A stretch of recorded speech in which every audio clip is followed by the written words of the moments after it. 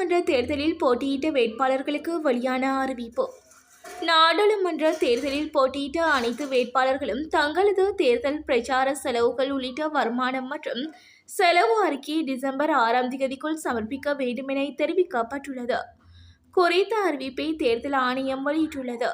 2023ஆம் ஆண்டின் 3ஆம் இலக்க தேர்தல் செலவுகள் ஒழுங்குமுறை சட்டத்தின் பிரிவு 6 படி தேர்தல் முடிவுகள் அறிவிக்கப்பட்ட 21 நாட்களுக்குள் தேர்தல் பிரச்சார செலவுகள் உட்பட வருமானம் மற்றும் செலவு அறிக்கையை வழங்க வேண்டும். இந்த நிலையில் குறித்த அறிக்கையில் கட்சி மற்றும் வேட்பாளர் சார்பாக வழங்கப்படும் நன்கொடைகள் அல்லது நன்கொடைகள் பொருளாக பெறப்பட்டால் அவற்றின் மதிப்பிடப்பட்ட மதிப்பு அதற்கான அன்பளிப்பு கடன் முன்பணம் அல்லது வைப்புத் தொகையாக நன்கொடையாக அளிக்கப்பட்டதா என்பதை பதிவு செய்ய வேண்டும். இரு பாடசாலை மாணவிகளை பாலியல் துஷ்பிரயோகம் செய்த கணித ஆசிரியர். இரு பாடசாலை மாணவிகளை பாலியல் துஷ்பிரயோகம் செய்ததாக கூறப்படும் கணித ஆசிரியர் ஒருவர் நேற்று காலை கைது செய்யப்பட்டுள்ளதாக போலீசார் தெரிவித்தனர். காலி எல்பிட்டிய பிரதேசத்தில் உள்ள பாடசாலை ஒன்றில் கடமையாற்றும் 54 வயதுடைய கணித ஆசிரியரை கைது செய்யப்பட்டுள்ளார். அதே பாடசாலையில் 5ஆம் தரத்தில் கல்வி கற்கும் 10 வயதுடைய இரு மாணவிகளை பாலியல் துஷ்பிரயோகத்திற்குள்ளாகியுள்ளனர். சந்தேக நபர் தனது பாடசாலையில் கல்வி கற்கும் மாணவிகளுக்கு மேலதிக வகுப்புகளை நடத்தி வந்த நிலையில் இரு மாணவிகளையும் பாலியல் துஷ்பிரயோகம் செய்துள்ளார்.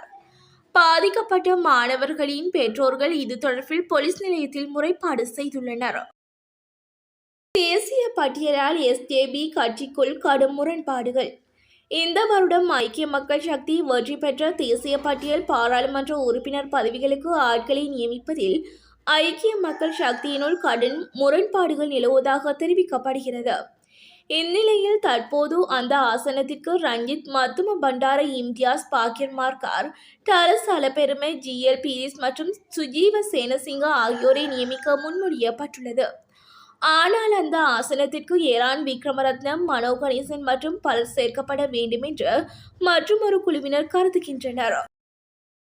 யாழில் தனியார் காணியிலிருந்து இராணுவத்தை வெளியேற உத்தரவு.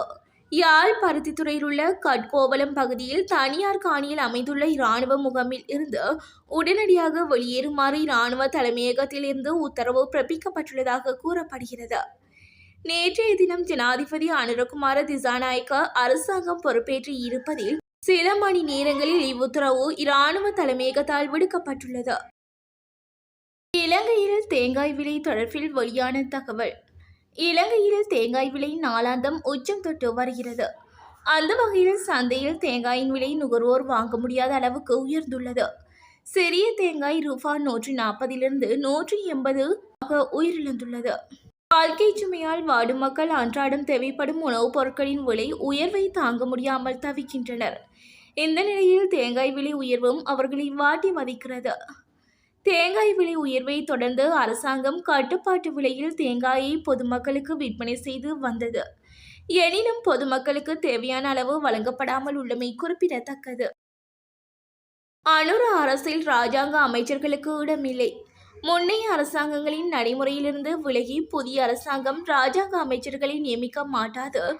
ஆனால் அதற்கு பதிலாக 26 தொடக்கம் 28 பிரதி அமைச்சர்களை ஓரிரு நாட்களில் நியமிக்கும் என்று அமைச்சர் ஒருவர் தெரிவித்தார். புதிதாக பதவி பிரமாணம் செய்து கொண்ட சுகாதாரம் மற்றும் ஊடகத்துறை அமைச்சரான கலாநிதி நலிந்த ஜெயதிச மற்றும் பிரதி அமைச்சர்கள் நியமனம் விரைவில் இடம்பெறும் என கொழும்பு ஊடகம் ஒன்று தெரிவித்துள்ளது.